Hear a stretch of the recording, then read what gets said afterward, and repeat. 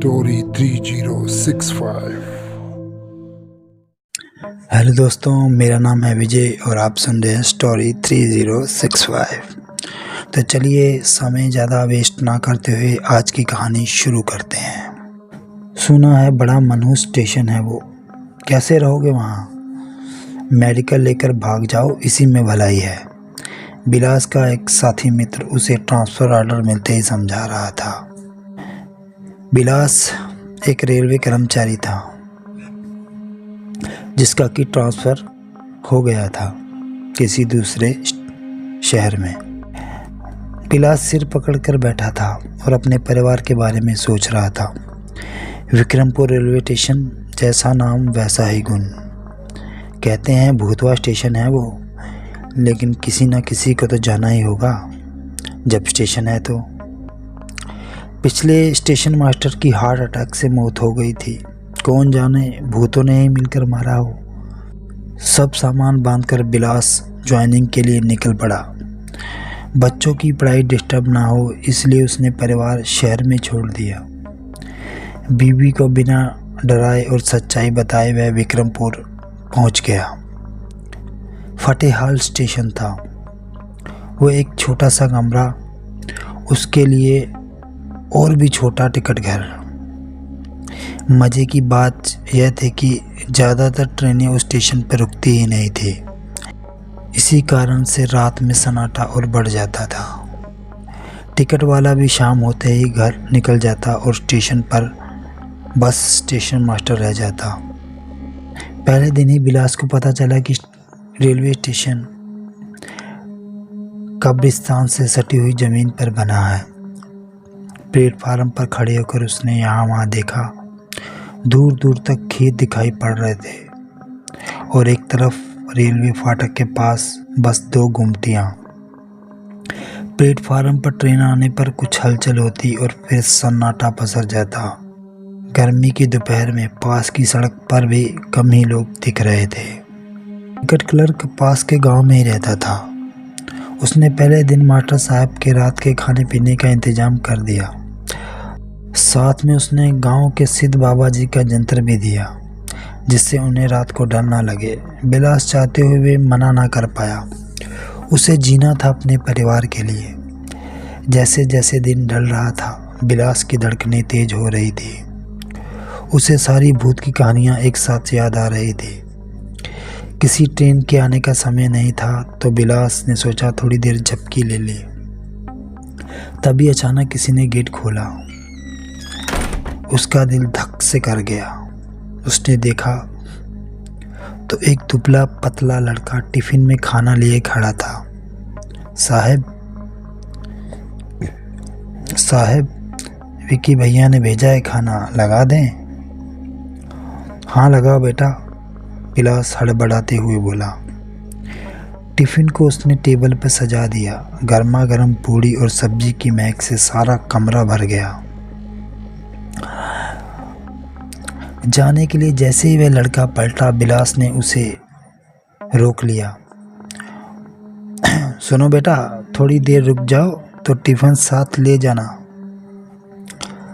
अरे नहीं साहब, सुबह आकर ले लेंगे, अभी रास्ते में बहुत अंधेरा हो जाएगा तो घर जाने में दिक्कत होगी। हाथ जोड़ते हुए वह लड़का भाग निकला। बिलास ने हिम्मत बांधकर खाना शुरू किया।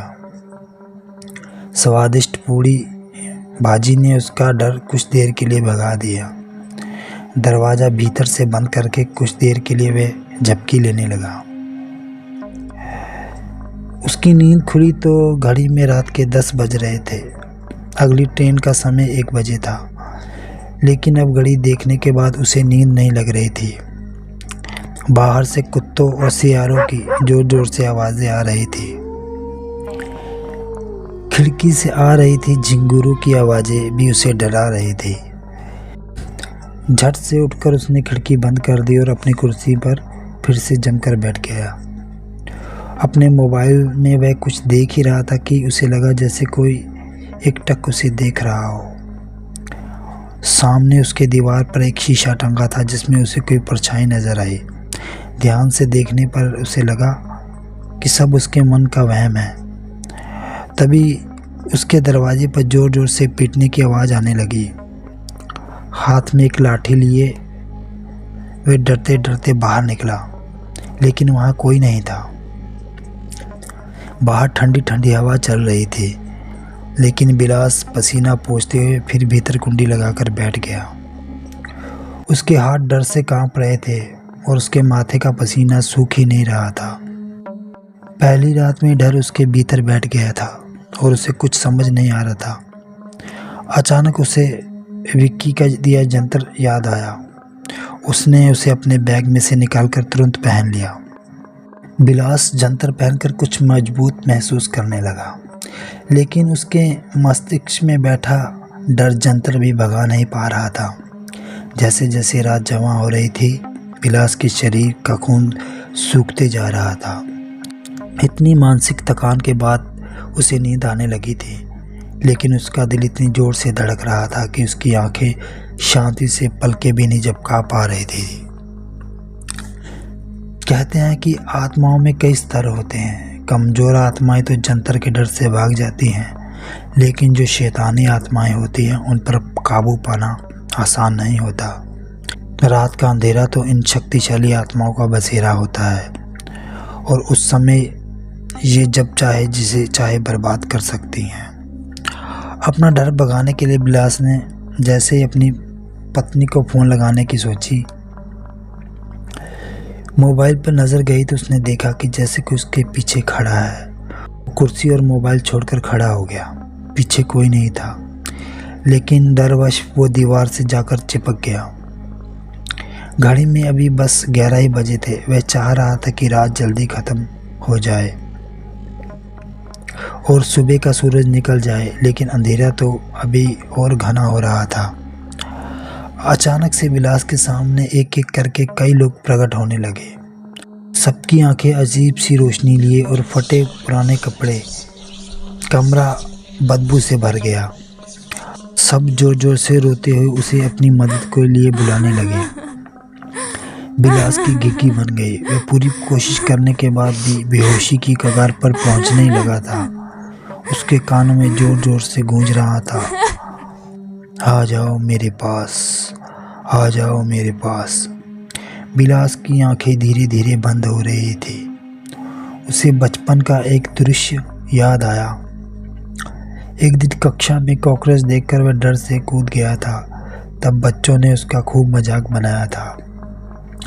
रोते रोते जब वह घर पहुंचा, तब माँ ने बड़े प्यार से समझाया था, डर को अपने से ज़्यादा मजबूत मत होने दो। डर डर के जीने के लिए इंसान पैदा नहीं हुआ है।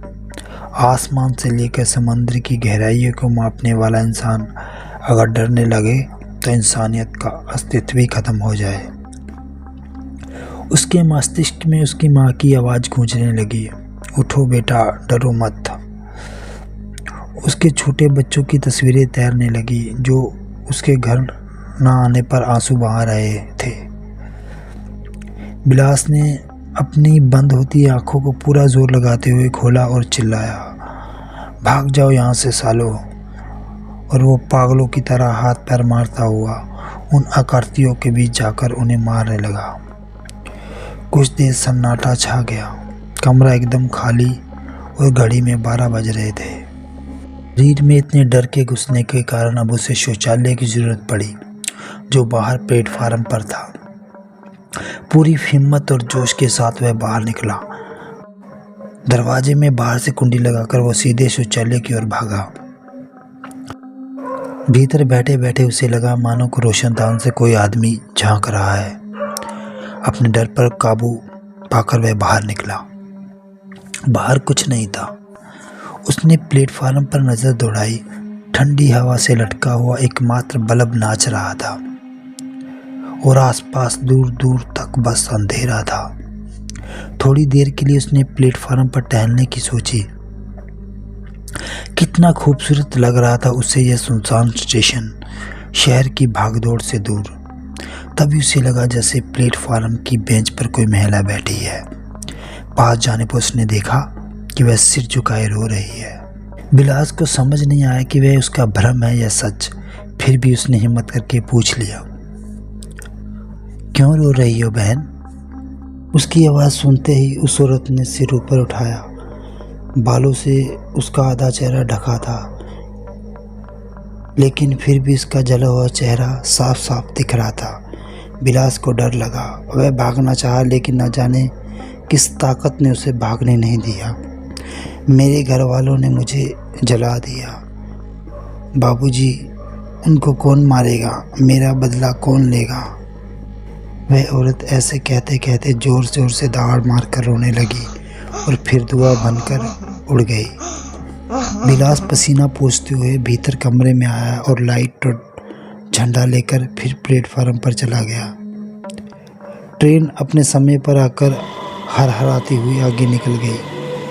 फिर वही सन्नाटा और डरावना मंजर बिलास का ध्यान खींचने लगा। बाहर कुत्तों और इंसानों का रोना लगातार बढ़ता ही जा रहा था। बिलास को अब सुबह 7 बजे की ट्रेन का इंतजार था। पहली ही रात उस पर भारी पड़ रही थी, लेकिन उसने भी हर परिस्थिति का डटकर सामना करने के लिए कमर कस ली थी। अपने कमरे में जाकर उसने चादर जमीन पर बिछाया और लेट गया। उसे लगातार महसूस हो रहा था कि कोई उसके कमरे में है। एक अजीब सा भारीपन लग रहा था उसके शरीर पर और आसपास के माहौल में। सब कुछ भूलकर वह कुछ देर के लिए गहरी नींद में जाना चाहता था। न जाने कब उसकी आंख लग गई और उसने सपने में अपनी बीवी और 2 बच्चे दिखाई दिए। तीनों उसके कमरे के बाहर रेलवे पटरी पर सामान लेकर खड़े थे और बच्चे चिल्ला रहे थे, पापा हमें यहाँ से निकालो, पापा हमें यहाँ से निकालो। सामने से एक ट्रेन पूरी रफ्तार में आ रही थी और बिलास चाह कर भी हाथ पैर नहीं हिला पा रहा था। बिलास साफता हुआ नींद से उठकर बैठ गया। उसे ना सिर्फ वह जमीन बल्कि पूरा स्टेशन ही चुभ रहा था। उस जगह पर कोई बहुत ही डरावना अतीत रहा होगा, तभी इतनी अशांति थी हर तरफ। घड़ी में अभी 3 ही बज रहे थे और अब बिलास को नींद नहीं आ रही थी। वह कुछ देर कमरे में ही टहलने लगा, तभी उसका फ़ोन बज उठा। उसकी पत्नी की परेशान सी आवाज़ थी, कैसे हैं आप? रात से आपका फ़ोन आउट ऑफ नेटवर्क बता रहा है। पता है रात भर नींद नहीं आई। जब पड़ोसन ने कल शाम को बताया कि विक्रमपुर स्टेशन भूतिया है, आपको नींद आई क्या? सब ठीक तो है? बच्चे अलग परेशान हैं। उनको भी पड़ोसी बच्चों ने बता दिया कि तुम्हारे पापा अब लौट कर नहीं आएंगे। बिलास ढाढ़स बधाते हुए बोला, मैं ठीक हूँ भगवान, नेटवर्क कुछ ख़राब है यहाँ का। स्टेशन बहुत सुंदर है, डरने की कोई बात नहीं। जल्दी आऊँगा मैं, अभी तो ज्वाइन किया है। इतनी जल्दी यहाँ से छुट्टी नहीं मिलेगी। चलो अब सो जाओ आराम से, और बच्चों को भी बता दो कि उनके पापा सुपरमैन हैं। पत्नी की आवाज़ सुनकर बिलास में नई ऊर्जा का संचार हुआ। उसके बाबूजी अक्सर कहा करते थे, जिसके पास परिवार की ताकत है उसे कोई शक्ति नहीं हरा सकती।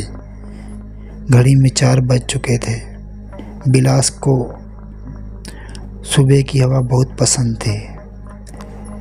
वह प्लेटफार्म पर सैर करने निकल पड़ा। खेतों और सड़कों पर लोग दिखने लगे थे। गांव की तरफ की शुद्ध हवा आखिर शहरों में मिलती ही कहाँ है। स्नान करके वह कुछ देर कुर्सी पर बैठकर झपकी लेने लगा, तभी दरवाजे पर आहट हुई। टिकट क्लर्क विक्की डरते डरते भीतर घुस रहा था। बिलास को जिंदा देखकर उसकी जान में जान आई। अरे सर, कैसी बीती पहली रात?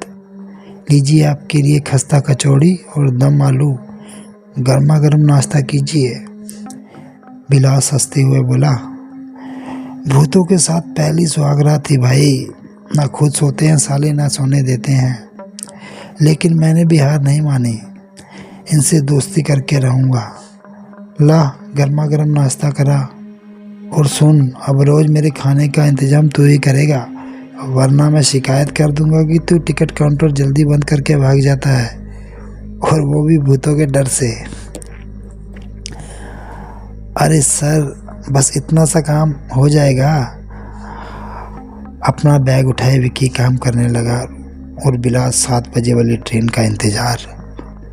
लगभग 1 महीने लगे बिलास को भूतों से दोस्ती करने में।